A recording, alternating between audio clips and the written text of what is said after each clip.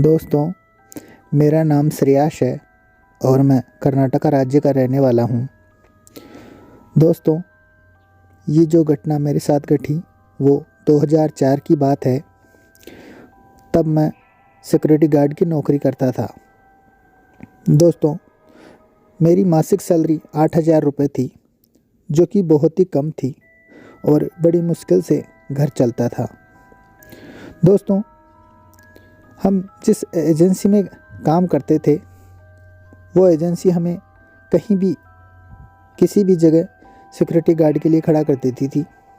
तो एक दिन एक आदमी आया जिसके पास ईंट का भट्टा था और वो ईंटों का भट्टा शहर से 4-5 किलोमीटर दूर था, जहाँ पर कोई रहने वाला नहीं था। वहाँ पर आसपास और कोई बस्ती नहीं थी। उसने जा कर के काफ़ी दूर खोला था, वहाँ पर हल्के फुल्का फॉरेस्ट भी था। तो उसने बोला कि मैं 20,000 रुपये देने को तैयार हूँ, लेकिन वहाँ पर सिक्योरिटी गार्ड रात को रखूँगा, मैं रात को पहरा देने के लिए, और 2 जनों को मैं दे सकता हूँ 20-20 हज़ार रुपये। तो बहुत से लोगों ने कहा कि आप 20,000 रुपये क्यों दे रहे हो? तो बोला कि उसने साफ साफ बता दिया कि रात को वहाँ पर लोगों ने कहा कि कुछ पैरानॉर्मल चीज़ें होती है, वहाँ पर भूत पिशाच का वास है। तो सब लोगों ने मना कर दिया कि यार, जान है तो जहान है। अगर बोल रहा होगा तो वाकई में सही बात है, कौन जान पर खेलेगा।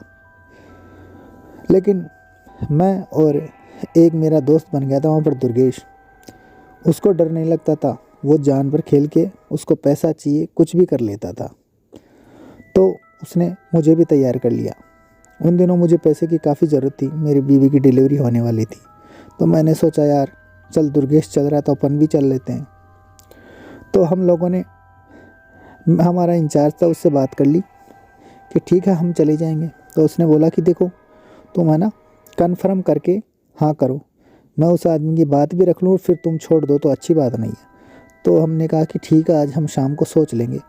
तो मैं दुर्गेश शाम को हमने एक जगह बैठ के चाय पी और बातें बातें करके हमने कहा कि यार कर लेते हैं, क्या जाता है इसमें, पैसे यहाँ भी कमा रहे हैं वहाँ भी कमाएंगे, यही तो टाइम है पैसे कमाने का, ज़्यादा से ज़्यादा क्या होगा।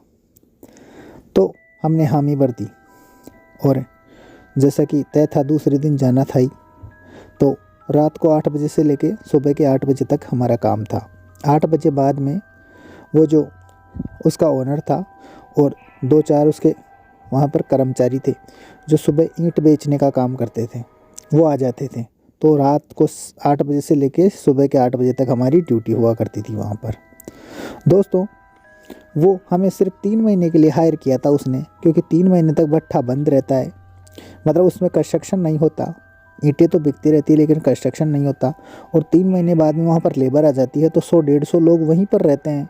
लेबर तो वहीं पर सोती है, वहीं पर खाना बनाती है। तो ये जो 3 महीने हैं उनमें उनको परेशानी होती है। और रात को चोरी का भी डर होता है, हो सकता है कोई ईंटें वहीं पे ट्रैक्टर में डाल के ले जाए, क्योंकि वो जो सेठ था वो तो वहाँ पर रहता नहीं था, घर आ जाता था। तो ऐसा ही सूना पड़ा रहता था भट्टा, इसलिए उसने हमको हायर किया था। तो वहीं पर जाने के बाद सेठ ने हमें बताया कि देखो, यहाँ पर कुछ रूल्स और रेगुलेशंस है, आपको उनको फॉलो करना पड़ेगा। जो आपका केबिन बना हुआ है उसके बाहर 2 खिड़कियाँ हैं, उन पर कांच लगे हुए हैं, मजबूत दरवाज़ा है, आपको उस खिड़कियों से देखना है, बाहर नहीं निकलना, जहाँ तक हो सके। जहाँ तक ज़्यादा ही ज़रूरत पड़े तो निकल सकते हो, लेकिन आपको उसके बाहर नहीं निकलना। पूरा जो केबिन बना था काफ़ी बड़ा केबिन था और उसमें चारों तरफ देवताओं की मूर्तियाँ लगी हुई थी, पोस्टर्स लगे हुए थे, जगह जगह रुद्राक्ष की माला रखी हुई थी। और भगवान शिव के तो इतने पोस्टर लगे हुए थे कि पूछो मत। वो देख के हम थोड़े बहुत सहम से गए कि यार, इतना कुछ कबाड़ है यहाँ पर। मेरा मतलब है कि इतना कुछ रखा हुआ है, ये गॉड्स की मूर्तियाँ वगैरह, तो शायद हो सकता है कुछ ज़्यादा ही यहाँ पर बुरी चीज़ें हो। लेकिन हमने उसको थोड़ा इग्नोर किया कि चलो, हमने देखा तो है नहीं। और उसने बोला कि रात को तुम्हें कोई भी आवाज़ लगाए, कोई भी बाहर आए, कोई भी कुछ करे, दरवाज़ा नहीं खोलना, उससे बात भी नहीं करनी है। आपको सिर्फ ये करना है कि कोई भी अगर मान लो कोई भी बाहर आ जाए, कोई ट्रैक्टर लगा रहा है, कुछ भी कर रहा है, ईंटें चुरा रहा है, तो आपको अंदर से ही आवाज़ देनी है। अंदर से ही एक लाउड स्पीकर रखा हुआ है, मोडेम है, उसमें बोलना है कि हम यहाँ पर है और सुबह तुम्हें पकड़ लेंगे, तुम जो भी हो। बस इतना बोलना है ताकि कोई भी चोर डर के भाग जाए। बस आपको इतना करना है।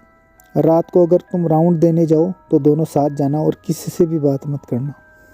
हम लोग थोड़ा बहुत तो डर गए, लेकिन चलो वो सेट निकल गया और वहीं पर हम टीवी देखने लगे। थोड़ा हमको अच्छा लगा कि यार अच्छी जगह जॉब मिली है, कोई नहीं रहता यहाँ पर, तो रात को टीवी देखते रहो, अच्छा काम है। ये करते करते हमारी आंख लग गई। रात को 12 बजे हमारी आंख खुली तो देखा कि हमारी जो छत है उस पर कोई टहल रहा है। हमने कहा कौन होगा, तो दुर्गेश बाहर जाने लगा। तो मैंने कहा दुर्गेश से, तुझे याद नहीं क्या कहा था उस आदमी ने, बाहर मत जाना।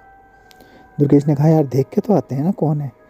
मैंने कहा यार क्या करेगा देख के, भाई अभी जो भी होगा नीचे आ जाएगा। थोड़ी देर बाद में कुछ 10-15 सेकंड्स में हमने देखा कि ऊपर से कोई कूद गया।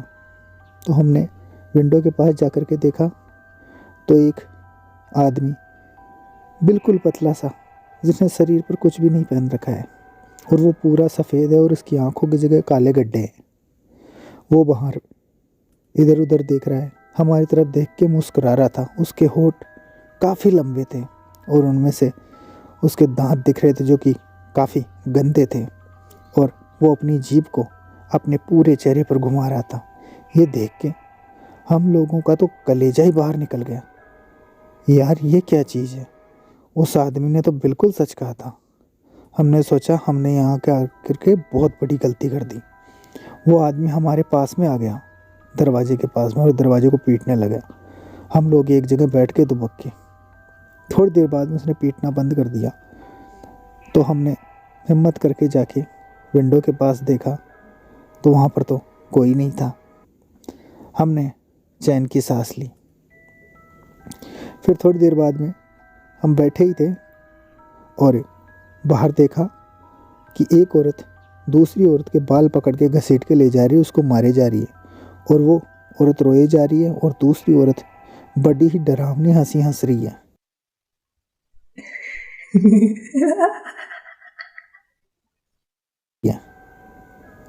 ये देख के हम लोग सोच रहे थे कि यार यहाँ पर ये हो क्या रहा है, ये इतना सारा मैंने तो पहले कभी महसूस नहीं किया। थोड़ी देर बाद में वो और काफ़ी देर तक बाहर नहीं आई। ये देख के हम लोगों ने प्रार्थना करना शुरू कर दिया कि कैसे भी करके सुबह हो जाए, बस सुबह जाएंगे और सुपरवाइज़र को मना कर देंगे कि हमें नहीं करना वहाँ पर नौकरी। और चारपाई के ऊपर हम लोग एक साथ बैठ गए दुबक के कि बस दोनों एक साथ रहेंगे तो कुछ नहीं होगा हमारा। और टीवी की आवाज़ धीमी कर दी हमने। थोड़ी देर में सब कुछ शांत था और बाहर देखा कि किसी के रोने बिलखने की आवाज़ आने लगी है।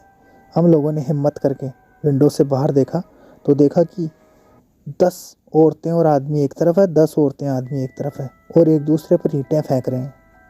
हमने देखा यार ये क्या हो रहा है। हमने अंदर से आवाज़ दी कि कौन हो तुम।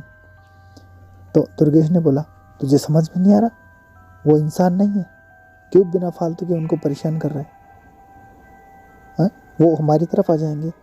तो मैंने चुप रहना ही बेहतर समझा।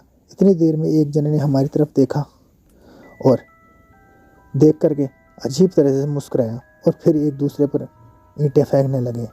वो ईंटें फेंक के एक दूसरे को घायल कर रहे थे और जो भी घायल हो गया उसको उठा के जो भट्टा था उसके अंदर फेंक रहे थे। ये देख के हमारा तो बस पसीने पसीने छूट गए वहाँ पर। और वो दिन ज़्यादा गर्मियों के नहीं थे, लेकिन फिर भी हमारा पसीना गिर रहा था। हमने देखा उनके लंबे लंबे बाल थे, जैसे लग रहा था बहुत दिनों से नहाए नहीं हो, और सबकी जो स्किन थी वो सफ़ेद पड़ी हुई थी, जैसे उनके ऊपर कोई नमक सा जम रहा हो। वहाँ पर बच्चे भी थे और औरतें भी थी और आदमी भी थे।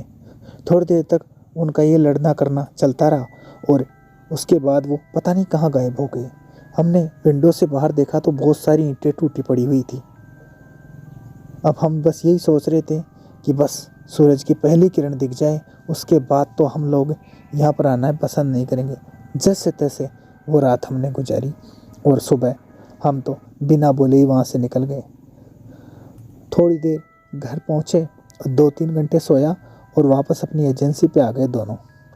और सुपरवाइज़र को बोला कि हम तो नहीं करेंगे। तो सुपरवाइज़र हम पर भड़क गया कि देखो तुमने पहले ही कहा था कि ये नौकरी नहीं छोड़ोगे। तो हमने कहा हमारी जान पे बनी हुई है सर, आप सोचिए, हाँ मरने के लिए थोड़ी आते हैं हम, कोई बॉर्डर पे थोड़ी खड़े हैं। तो सुपरवाइज़र ने कहा मैं नहीं जानता भैया, तुम्हें इस यहाँ से निकाला जाएगा, ध्यान रख लो, बताओ क्या करना है, हाँ इसकी पेनल्टी ये है तुम्हारे को। तो हमने थोड़ी देर बाहर बैठे, घंटे 2 घंटे तक हमने कहा कि ठीक है सर निकाल दो, लेकिन हम तो वहाँ नहीं जाएंगे, आप कुछ भी कर लो। हाँ वहाँ पर गए तो हमारा तो वहाँ पर मौत तय है, पता नहीं कल कैसे बच के जैसे तैसे निकल के आए थे।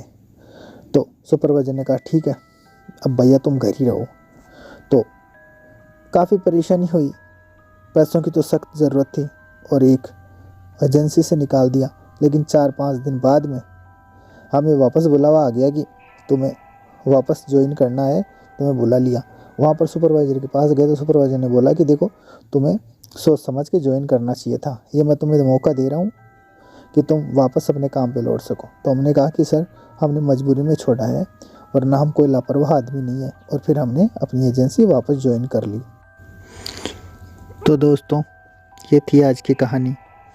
कैसी लगी श्रेयस जी की कहानी हमें कमेंट करके ज़रूर बताइएगा। और आपके पास भी कोई अगर अच्छी स्टोरी है तो आप मुझे इंस्टाग्राम पे मैसेज कर सकते हैं। इंस्टाग्राम पे भी मैं रियल हॉरर प्रोडक्शन के नाम से हूँ और जो मेरी प्रोफाइल पिक लगी हुई है वो इंस्टाग्राम पे भी लगी हुई है, तो आप आसानी से पहचान जाएंगे।